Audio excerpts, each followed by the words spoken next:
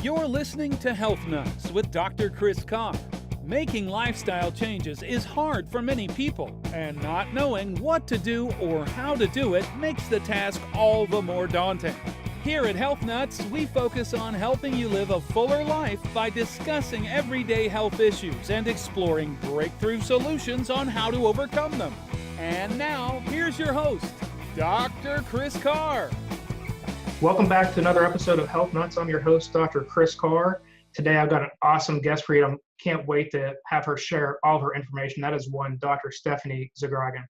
She completed her undergrad work at Georgia State University in Atlanta, Georgia, where she received her BS degree in exercise physiology. She then attended Life University in Marietta, Georgia, and completed her Doctor of Chiropractic degree from Palmer College of Chiropractic West in San Jose, California. In 2009, she completed a 2-year training to obtain her Master of Science in Human Nutrition from the University of St. Joseph in West Hartford, Connecticut. In addition to all of this, Dr. Zgraggen is also a certified nutrition specialist as well as a certified clinical nutritionist.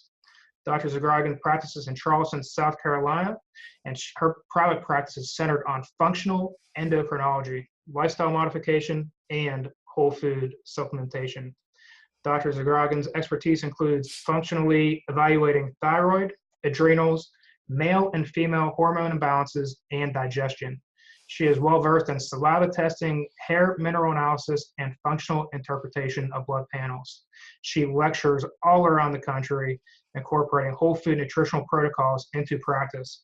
And today's topic is just going to be an awesome one especially for all the females in the audience. And we're going to really hammer home hormonal imbalances at any age, and that is her bread and butter. So Dr. Stephanie, welcome. Hi, Dr. Carr. Nice to see you again. Thank you for having me on the show. You are welcome. I'm looking forward to having you share this content, especially this message. And it's so good to see you again and hear you again. Definitely a friendly face from years prior. Yes, it is. Good to see you. Looking over after your name, it's like alphabet soup with all of the degrees that you have after. Yes, it is. And it's been, I joke with my patients. I tell them I'm trying to get more letters after my name than in my name. And I have a really long name, and I'm only 2 letters away. So I don't know what the next 2 letters will be, but I'm sure eventually I will figure it out. You will definitely figure it out. And that's one of the many things that I love about you is that you are just so educated and a ton of things outside of chiropractic and nutrition, but especially with the endocrinology, which I'm looking forward to getting into with you. Yes. But that formal intro of you, what's a little bit more personal side of you? The personal side is, as you just mentioned, I went to chiropractic school. I know that's where we met, and have a degree in exercise physiology and really love the nutrition and went in with that full force as well. But where I kind of stepped into doing more of the female hormone side of things and the endocrinology side of things was really due to personal reasons. You probably don't know this because I hid it very well, but when I was in chiropractic school, I really struggled with my period. It really got to a point where every month I was essentially planning my life around my menstrual cycle. It got so bad that every month I would have a migraine. I'd be vomiting, and I'd be in bed for a couple days at a time. And it wasn't until I got out of school that I really started putting it all together of how the stress from going through school, how that really affected my physiology. I mean, I was having hot flashes at 23 years old. It was not a good thing. And of course, going to the gynecologist, it was a he said, well, we've got 2 options for you. We can either put you on the pill, or we can start cutting out parts. And being a chiropractor and being in chiropractic school, neither of those really sat well with me. So that kind of started me on my mission to learn more about the anatomy, the physiology. How can we do this naturally? Because I knew there had to be a natural way. It was just a matter of finding it. And of course, they did lab work on me and everything came back normal. And I said, there's no way in hell this is normal. What's the real story here? So from that, I was able to figure out what test to actually do on myself. And what I found out was when I did the appropriate testing, my cortisol levels were out of whack. I had high estrogen, low progesterone, and I needed to figure out a way to balance that. So it took me about a year. But I was able to balance out my cycle and feel so much better, have more energy.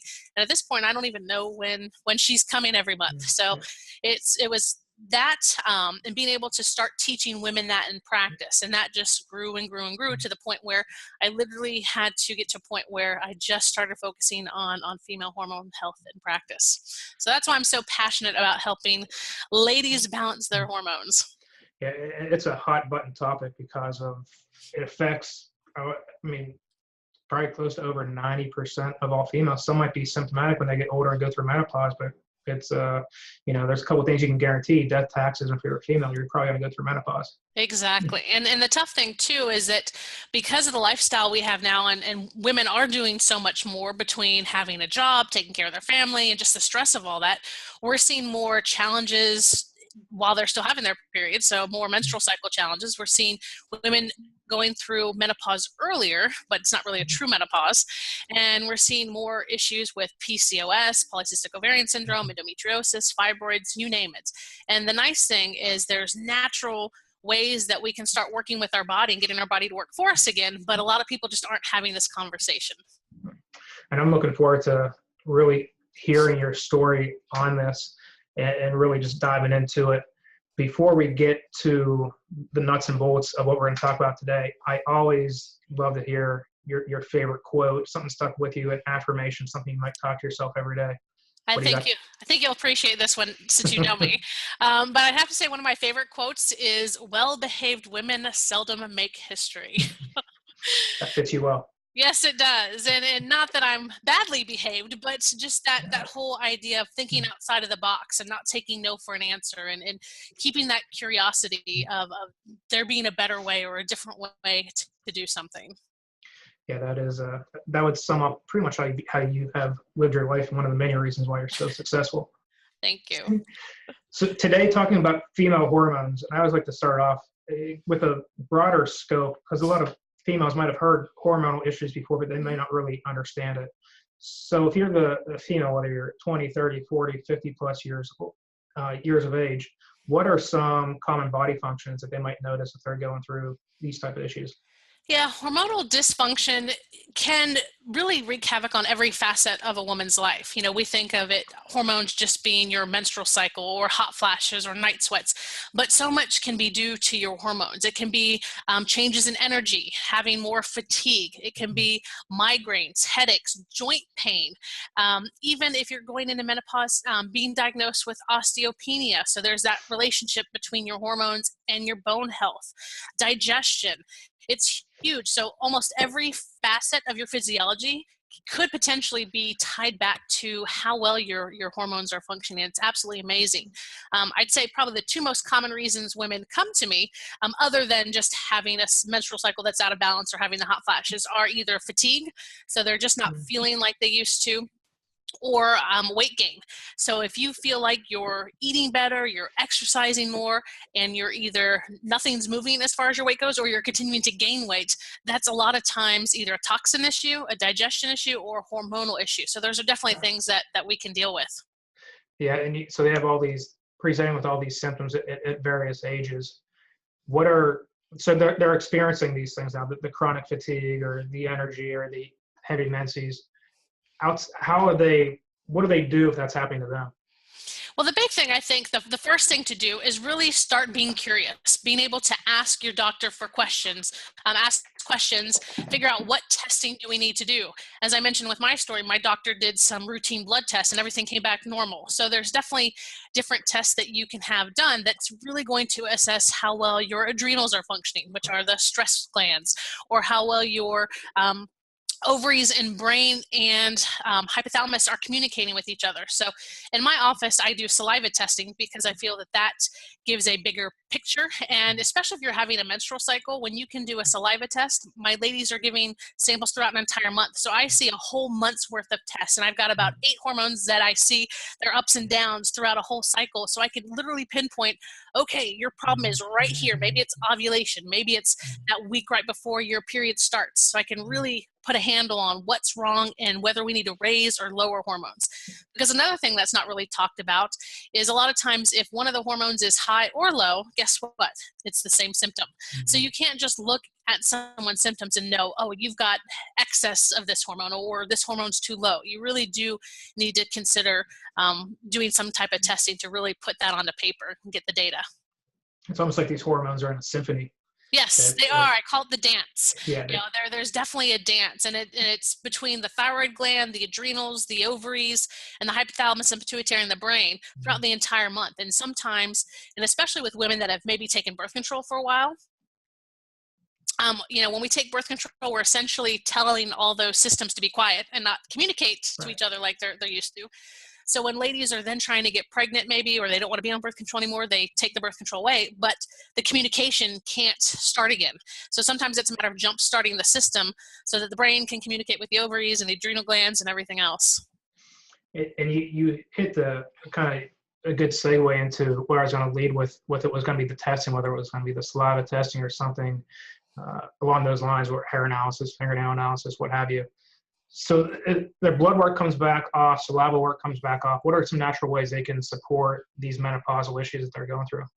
Yeah, it generally depends on where we are in the imbalance, because some foods will raise estrogen, some foods will lower estrogen. So that's why testing is important, because once we know what we need to raise or lower as far as hormones go, we can put specific game plans into place. But as far as generalities go, especially ladies that are moving into menopause, or maybe they have a really heavy menstrual cycle, a lot of times they need help with their liver and their digestive system. Because one thing that we sometimes forget about is our estrogens are processed through our liver, and then they have to come out through the digestive system. So if your liver isn't working at its peak, if your gut isn't functioning like it should, then what tends to happen is we keep recirculating some of those hormones, and they just build and build and build in the system. And the next thing we know, we have uterine fibroids, cysts, or maybe breast cysts. So those are things that can easily be done for any of us. So detoxing, eating foods that are good for the liver, taking out trans fats, staying hydrated, eating good fats, all that is going to be things that are going to be helpful for keeping that liver functioning appropriately. Yeah, so you hit a bunch of different things there. If you go back into, just real quickly, so inflammatory foods, if you had to name a couple to stay away from, not even just for female, but generally speaking, that would cause major issues with the hormones, what would you say about those? I'd probably say one of the two of the big ones that are out now: sugar. So eating those processed foods, eating a lot of sugar, and trans fats. We know that there's that correlation between inflammation and pain as far as the trans fats go. So eating cleaner, not buying canola oil, switching to olive oil, coconut oil, better quality oils in our foods too. Yeah, so replacing all those bad fats with the good fat. Exactly. Yep. When you're talking about the detoxing the liver, what else would you say? How would you take that to the next level if you wanted to get some more detox done to the liver outside just nutritional stuff? Yeah, for more detox, we can actually put people through liver detox programs that are very gentle on the system. One that I run through my practice personally is a 21-day program that is all whole food based, where they're eating foods, taking supplements that are designed to really help provide support for pushing the pathways of detoxification. There's herbs that will help the body do that. So milk thistle, schisandra, those are all wonderful herbs that help support the liver as well. So outside of that, so you hit some of the nutritional part, some of the dietary changes. I know other things are important, like hydration and functional movement. What would you add about those? Oh, for sure. Hydration is huge. Functional movement, just getting the body moving. But I'd say another key thing that a lot of women, I think especially, take on is stress. They're so worried about, I've got to do this for my family, or everything has to be perfect, or I'm doing everything for everyone else and now I don't have time for me. So it's really getting back to your own self-care. What can you be doing for you? Whether it's going for a daily jog, whether it's doing a massage once a month, getting adjusted, meditation, whatever you need to do for you to help bring those cortisol levels down so that your body can function appropriately is going to be huge to your health. Yeah, and that kind of leads us moving forward into what we're talking about earlier with birth control and how that really messes up the estrogen pathways within the body. But outside of birth control, we have all these other xenoestrogens that take place. We just get inundated with all these fake estrogens that are in the environment. What could you talk to the audience about that? Yeah, the biggest thing is obviously keeping yourself clean. So that's where we can detox, but we also have to be mindful of not putting it back into the system. So we've got these estrogens that are floating in the environment, in the foods. So the best things we can do for that would be to eat as clean as possible. So buy organically when you can. Buy your meats, dairy, and butter as organically as possible, so we're not getting those estrogens in. Don't cook your food in plastic. I know we're trying to be healthier, so we buy that broccoli in a plastic bag, and then it says steam in the bag or microwave in the bag. Please don't do that. Take it out and actually steam it for real. Eating out of plastic, cooking in plastic. And the other big thing that we sometimes forget about is the products we use. So many products today are infused with hormones, and they don't tell us that. Even, quote, natural products can have hormones in them. So really searching out companies that have clean products that don't have the ingredients that would be your typical estrogen-based ingredients, because as soon as you put those onto your body, they go directly to your bloodstream. So clean up your toiletry items, your makeup, your soaps, your shower gels, your shampoos, your lotions. That's a huge start too for making sure that once you're clean, that your body stays as clean as possible. How would you know, because those ones, especially we hit on the beauty supply products and even the cleaning supplies that somebody's using at their house, how would they know if what they're buying, any type of chemicals they're looking for, or what would you say to kind of steer clear from? Yeah, there's a couple resources that I can give. One, the Environmental Working Group, every year they create, they look at a ton of different chemicals and a ton of different companies, and they have what's called their cosmetics database. So you can actually put in maybe your makeup or the lipstick that you use, and they give your lipstick a score. So you can see where your particular product scores. That's ewg.org for that resource. And the thing, if you had to take away one ingredient out of the products, I would say take out parabens. So whether it's ethyl paraben, methyl paraben, polyparaben, it doesn't matter. If it has paraben in it, think of that as being estrogen, looking at that as an endocrine disruptor.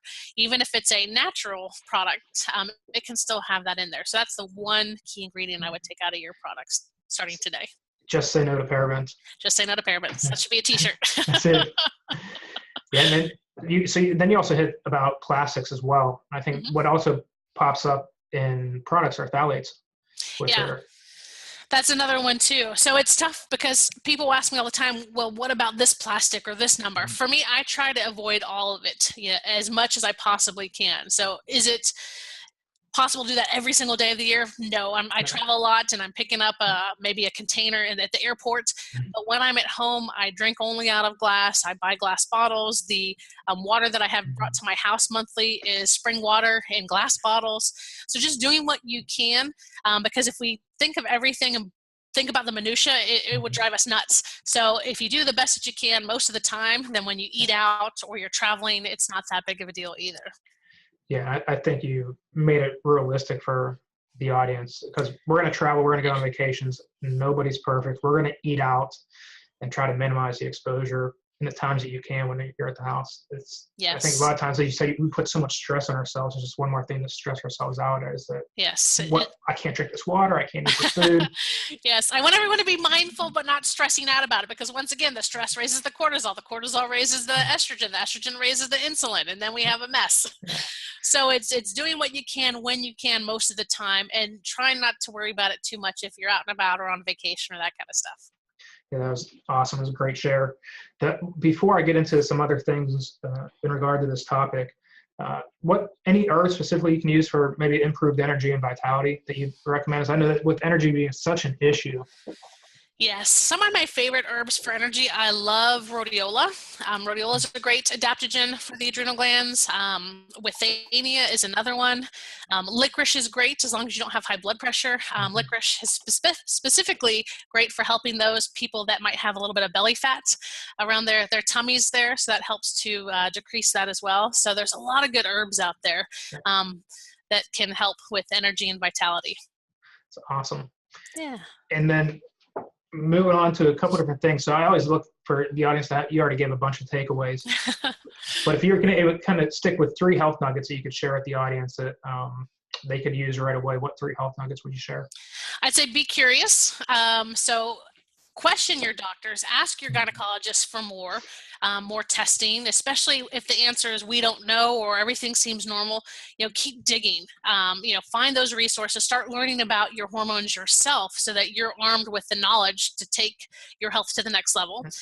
2, if you do feel like you're out of balance, get tested. Find someone locally that can help you put all this together for you. And 3, take those necessary steps. It might be doing a liver cleanse. It might be starting to change your diet or add some stress-free fun time or looking at some of these herbs. But put an action plan into place that's really going to help you out. And just by doing that a little bit every day, you're going to see some progress and improvement with that. If somebody wants to get tested, and there's people all around the country that are listening, where would they go to? Any places you would send them to get tested, or how do you know if they're reputable? Generally, they're looking for people that specialize in female hormone health, that might be trained in functional medicine. So they're going to be looking at the body from a more functional perspective, not just from a disease state. So that's the kind of searches I'd be doing for people locally that can help in your community. Awesome. So now we get to, this is kind of a funny question because I've known you for so long, but now you get to go back to the future. So if you could go back in time, back into your, in your 20s, early 30s, even your late teen years, what would you tell the Stephanie of yesteryear? Oh man, I'd probably say when I was a kid, lay off the sugar. We played soccer together, and I remember coming home from soccer practice, I'd literally sit down and eat a whole bag of cookies. And, I think that probably led to some of the challenges that I had through my teenage years and early college years with my cycle, just not knowing how much that could wreak havoc on my body. So laying off the sugar would have been one that I would have told myself back then. Yeah, that was kind of information 101. Yes. Yeah. So any specific roadblocks to watch out for? Any roadblocks that came your way, or any roadblocks that somebody can be looking out for if they know they're going down the path of destruction? I think the big thing is stress. I think, I was doing everything right. It wasn't that I was eating poorly in college. Once I got to chiropractic school, I cleaned up my diet a lot. I was exercising a lot at that point. I think it literally was stress that kind of pushed everything over the edge. So just being mindful of how much that really can wreak havoc on your anatomy and physiology. Yeah, it is one of the, as they say, it's the underlying cause to most diseases is some type of physical, emotional, or chemical stress. And I certainly agree with that. Yeah. Best advice you ever got, what was it? Oh, the best advice I ever received was anything that you do, it's never going to be perfect or even great the first time. It's the second time that gets easier, and the third time and the fourth time, and just to not give up. So if you're looking to meet that goal of balancing your hormones or losing weight or starting a exercise plan, yeah, it's going to be tough at first, but the idea is you just keep doing it, and every time you do it, it gets better. I've had so many people that have gone through this 21-day program with us, and they'll tell me, yeah, it's hard at first, but then if they come back the next year and do it a year later, they're like, I can't believe how much easier it was the second time. So there's a familiarity with things, and you're just kind of building layers as far as that goes. So don't give up. One of the reasons why I love that 21-day program that you're doing is it's short, and it's not something to be long and drawn out. But I think by doing it over a shorter period of time, you're allowing them to kind of take action pretty quickly. Exactly. And I'm expecting results. I have a questionnaire that I have them fill out before they start at the end. And I've been keeping track of everybody's numbers and data for the last 8 years now. And on average, whatever their score is at the beginning, it's 55% decreased at the end of 21 days. Wow. That's amazing, because I can say at the end of 21 days, if you do what I ask, 55% of your symptoms are going to be gone. And that's pretty powerful. It's amazing just using food, how well that can really affect our bodies and our function. Did you find with all the testing you've done through the years, is that one of the common food issues that has been what you were talking about earlier was the salt and sugar addiction? Sugar addiction is huge. And what I'm seeing more now in clinical practice, especially since I'm dealing with a lot of hormones, I'm doing a lot of thyroid. I've got a ton of thyroid patients right now. Gluten sensitivity, just because of how we've changed gluten over the last 60, 70 years in our food products and how we've changed the processing of those. That's really wreaking havoc on a lot of people. So people are definitely becoming sensitive to that as well. So with gluten, taking people from refined flour and getting them off the refined flour products, and then if they go more towards whole wheat, would you have them go gluten-free even if they didn't have celiac? Well, it absolutely depends, because anyone that I'm working with that is a thyroid patient, so they have hypothyroid, Graves' disease, Hashimoto's, anything like that, they are on a absolutely gluten-free diet with me. So they're generally gluten-free and probably dairy-free as well, at least until we can get everything under control, because those molecules are very similar to what the body is already attacking. So we want to take as much pressure off their guts, their digestive system, their immune system, and off their thyroid as possible, so that they can heal the quickest and most efficiently. Yeah, I'm in the same boat with you with lactose and gluten sensitivities. And I think one of the reasons why people have so many issues with those products is that they're so toxic, and even the clean ones, even organic milk at that, it's still gonna be have some things in there that aren't gonna be the best for you. So I try to get people off you said, as much dairy as possible. The nice thing is we've got raw milk in the state of South Carolina, so we can hopefully transition them to that if they still want to do dairy. And it's been amazing to see the difference that people can handle raw dairy, but they can't do the processed stuff. It definitely is a difference for sure. Yeah. What makes you a health nut? Oh my gosh, what makes me a health nut? I think it's just a little bit of what I do, just giving back to women and being able to serve and help them find balance within their bodies in a natural perspective, just using food and herbs. So that makes me a health nut. So obviously, invaluable resource, obviously, besides this podcast. Besides this podcast, of course. What book, any book or anything else you could pass on to someone else? I'm going to give a different one today. I'm going to give a tech resource, because I love gadgets and little things. There's an app that I love to give my women if they're trying to track their period, their symptoms. There's a number of iPeriod apps or apps that you can track your menstrual cycle. So that's great for tracking your cycle, trying to figure out, is it regular, is it not? You can put in your symptoms. So that's a symptom tracker as well. So we can track, are your symptoms coming at specific times of the month? So that's going to be my invaluable tool for today. And that's like the either Google Play Store or iTunes. It's called iPeriod. Yeah, iPeriod is going to be one that's on iTunes, but there's a number of tracking apps at this point. But that was the original one that I started downloading about 7 years ago. Nice. It's still around, and that's the one that I still use too. So there's this female that's listening, and she's like, "Yep, that's me. Yep, that's me." So you have a struggling person out there, and they're like, "You know what? But I've tried that. I've tried this, and they're not getting anywhere." What do you tell them? I tell them there's got to be a way. You might be on the right track, but you're missing that key component. Just last week, I had a patient that she's on a perfect diet. She's doing all the right things, but there's a couple things with her digestive system that aren't right. So it's maybe a matter of finding that professional that can find that one or two pieces of the missing puzzle. She literally emailed me last night and said she's already feeling better, and she's been struggling for years with her challenges. So don't give up. Find that person that's going to help you find that missing piece, because for most of us, there are natural options. It's just a matter of finding exactly what's going to work for you.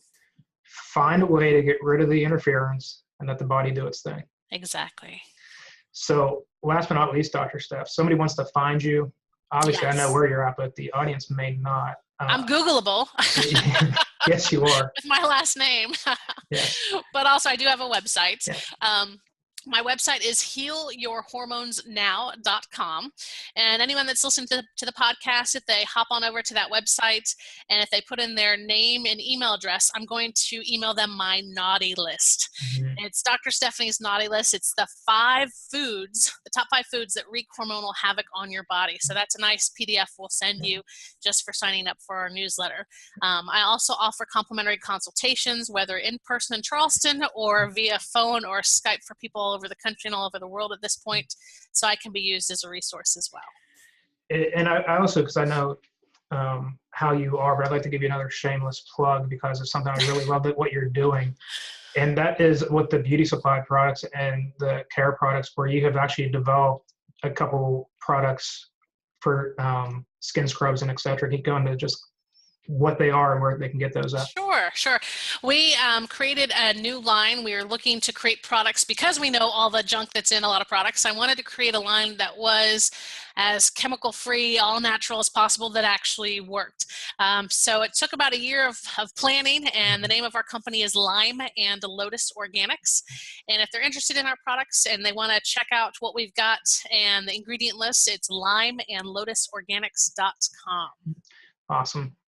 Yeah, I really love the passion you have and what you've done throughout the years. So thank you so much for coming on the Health Nuts podcast, and may you be so kind to come on again. I would love to. Thank you for the invite, Dr. Chris. I appreciate it. You're the best, and we'll catch you next time at Health Nuts. Take care now. Bye-bye.